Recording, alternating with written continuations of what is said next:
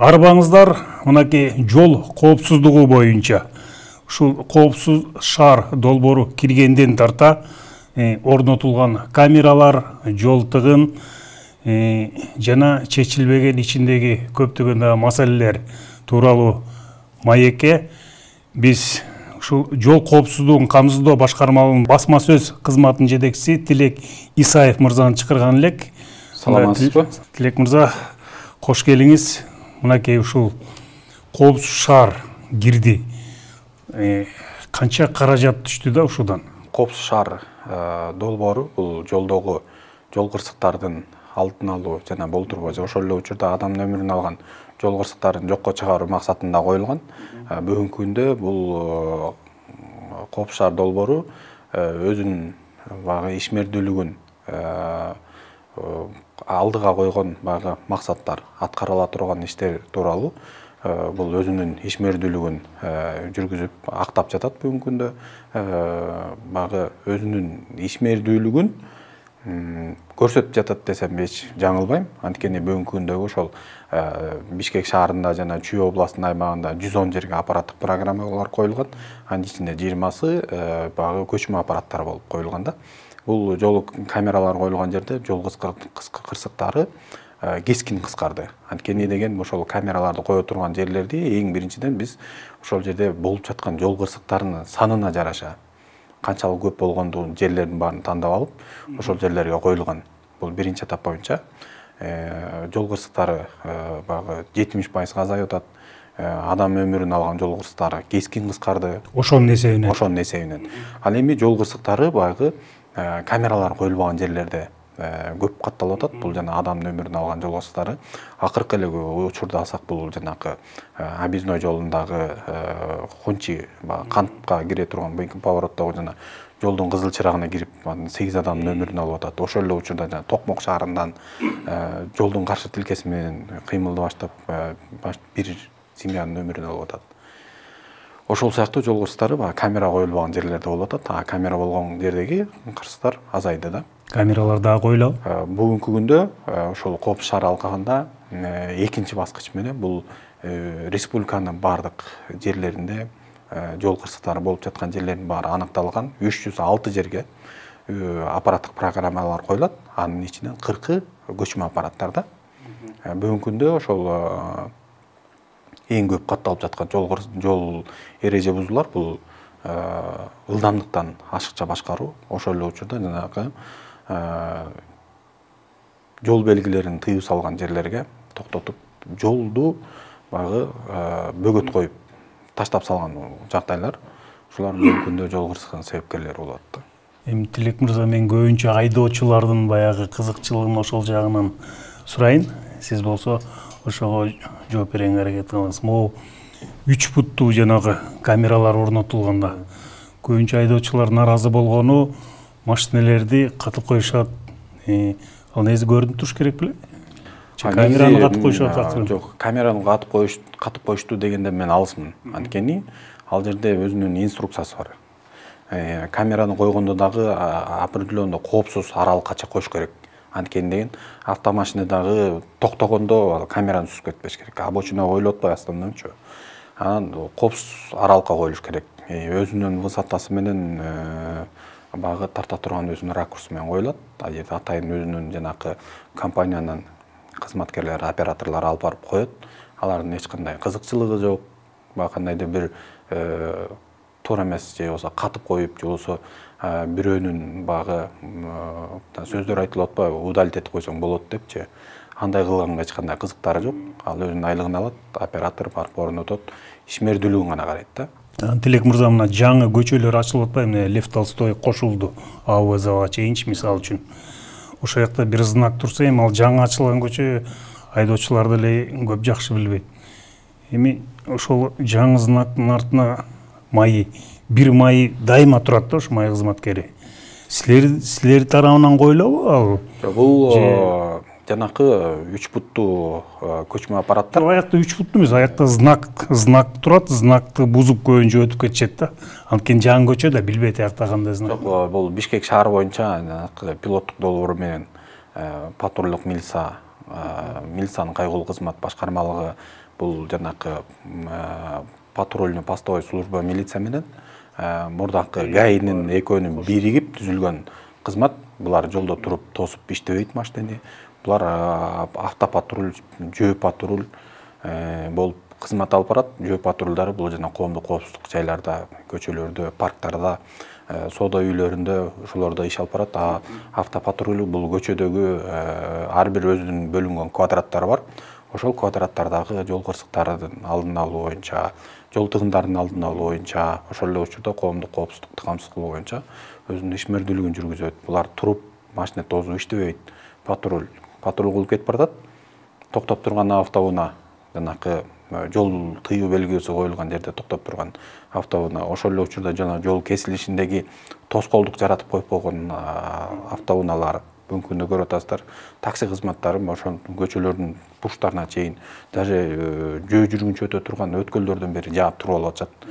Ошолордун баарын карап, ошол эле учурда жарандарыбыз тараптан 102 кызмат аркылуу чакыруулардын баарын камсыз кылып, ошол ар кимдин өзүнүн бекитилген чарчы квадратында ошол бардык анын кызматынын алкагында каралган өзүнүн кызматтык милдеттерин аткарат.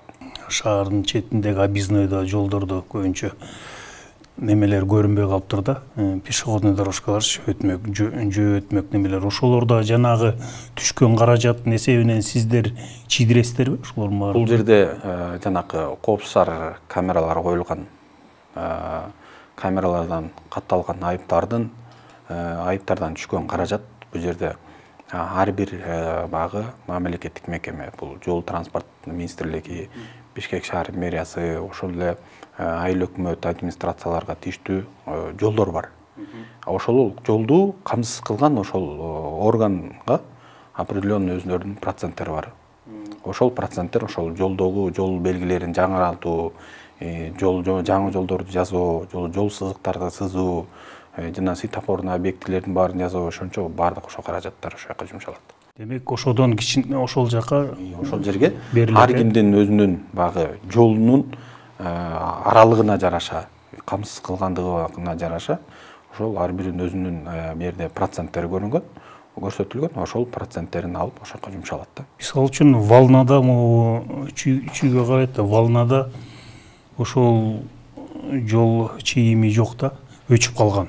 Знак турат, өчүп калган 2-3 жеринде жок. Шекер магазин жанында да жок, ошол өчүп калган алдагы көп болду. Ушуларды да бир эске алып койсоңуздар. Албетте эске алабыз, анткени бизде жазында, күзүндө багы плановый обследование болот жолдордун баары.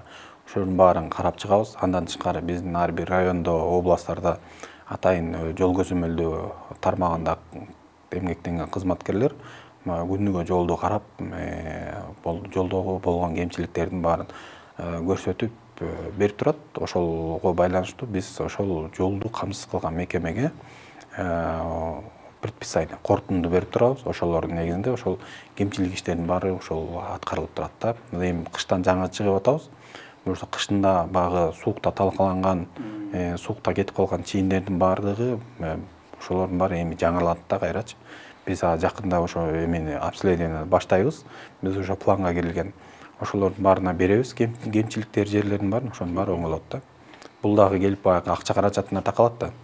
Айыл өкмөттүкү бар, администрацияныкы бар, жана жол жасоо мекемелери бар, транспорт министрлигине караштуу жерлер бар. Ошонун баардыгына бүт корутундуларды беребиз. Ошолордун баарын буюрса жазылат да. Тилек мырза, могу камералар коюлду, бирок тыгындар дагы деле көп болуп атат да. Бул маселе кантип чечели деп атасыңар да? Бул эми тыгындар бүгүнкү күндө биздин Бишкек шаарында мисалы үчүн өзүнүн Бишкек шаарына ылайыктуу ташылган транспорт каражатынын саны болуш керек. Бүгүнкү күндө андан көп да. Бүгүнкү күндө Бишкек шаарына эле өзүнө катталган транспорттон башка 300 миңден ашык машина кирип чыгып кетет да. Ошол эле учурда биздин жолдордогу автоунаанын санына жараша кенелиш керек да. Жолдор кенелип атат. Бирок бүгүнкү күндө ошол автоунаалар токтото турган атайын аянтчалар болуш керек. Бүгүнкү күндө ошо аянтчалар жок. Жолду кеңейтип атат. Бирок ошол эле 2 капталына 2 машина коюп алат да. Жол 2 машта коюлгандан кийин анын жолдун кеңейлгенинде эле эч кандай тажрыйбасы жок болуп калат да.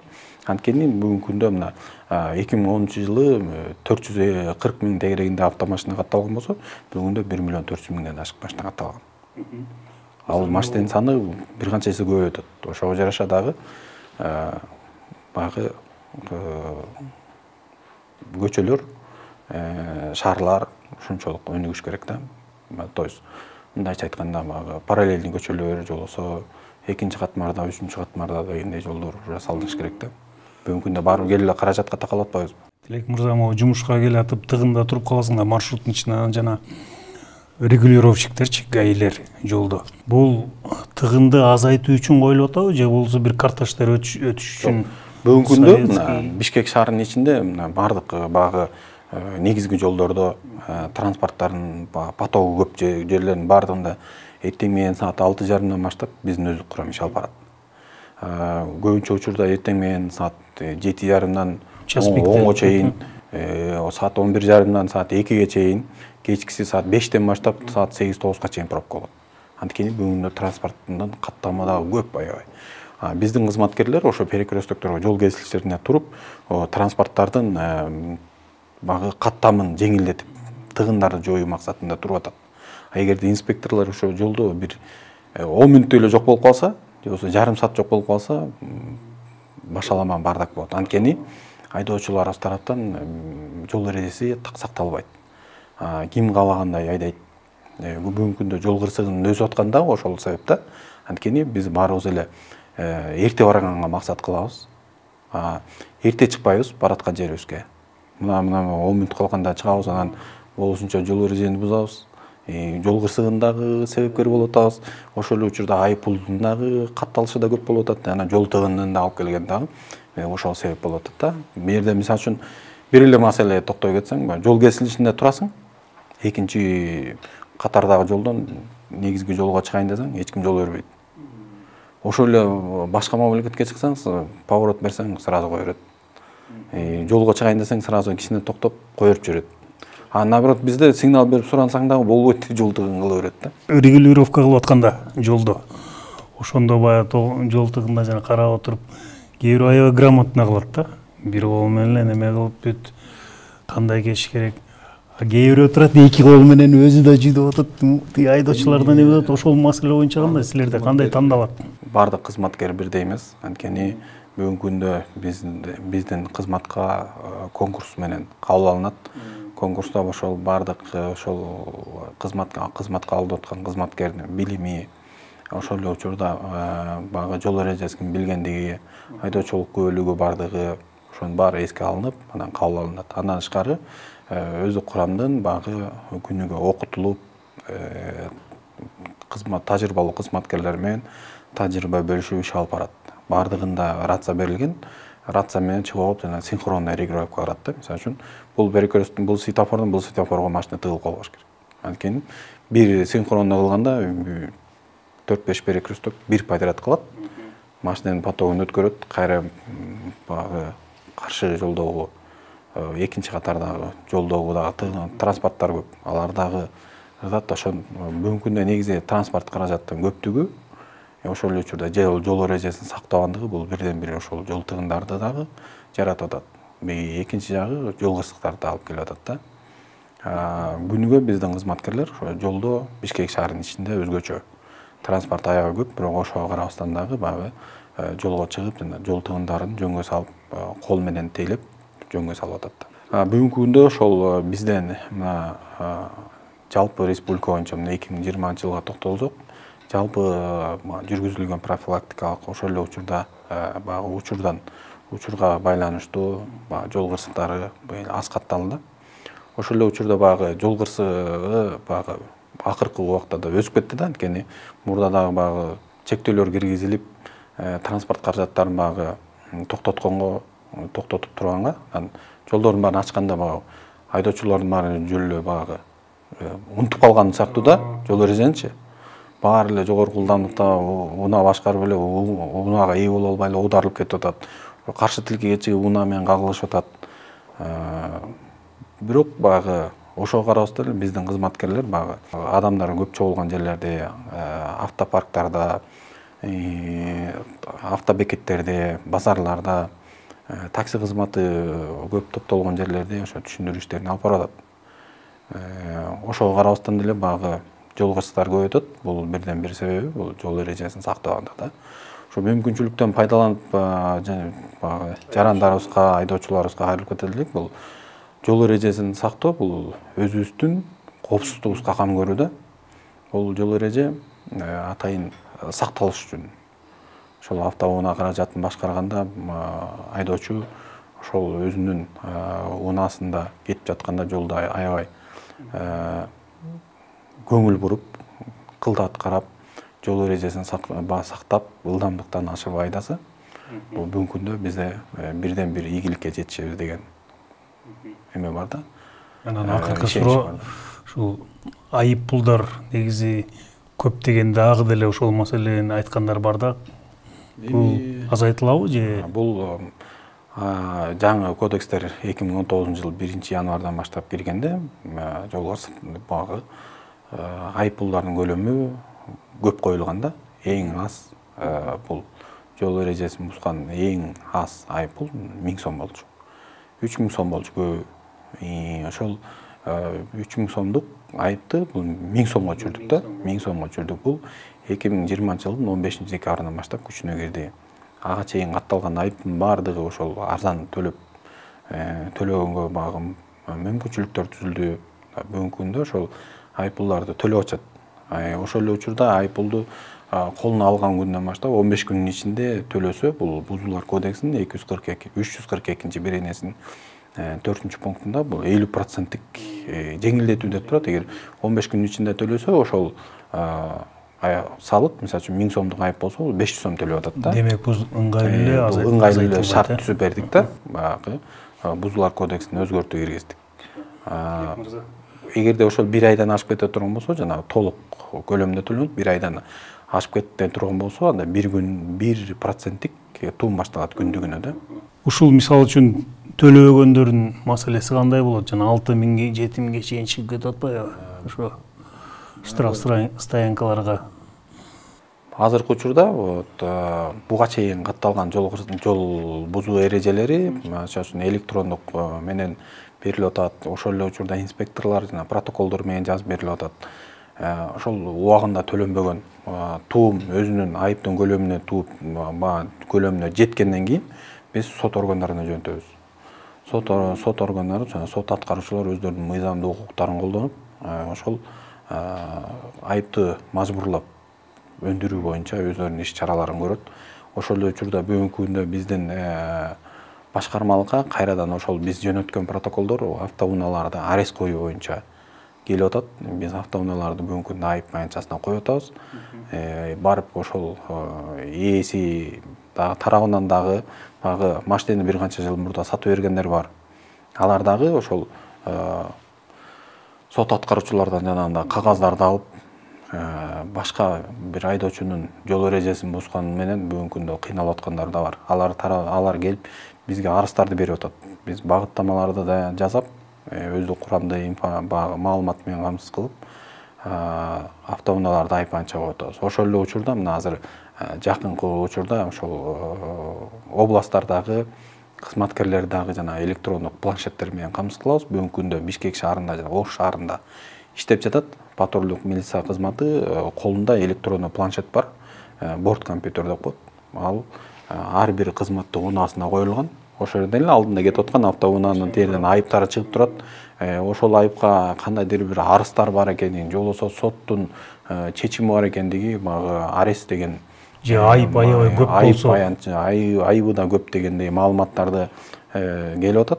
Ошолордун баардыгын баягы маалымат алып, кызматкер анан автоунааны кызып оңго токтотуп, жолдун чекесине анан баягы айдоочуга мынча айыбыңыз бар экен, мынчасын монча пениясы өсүп кеткен экен деп бузуулар кодексинин 31 беренеси бар. Ошол жерде 2 бөлүгүнүн 8 пунктунда каралган. Ошол айдоочу ошол айыпты төлөө мөөнөтүн бузган болсо, бул айып анча коюлат. Бака айыптардын баарын төлөп бүтмөйүн, автоунаа ээсине кайтарылып берилбейт да.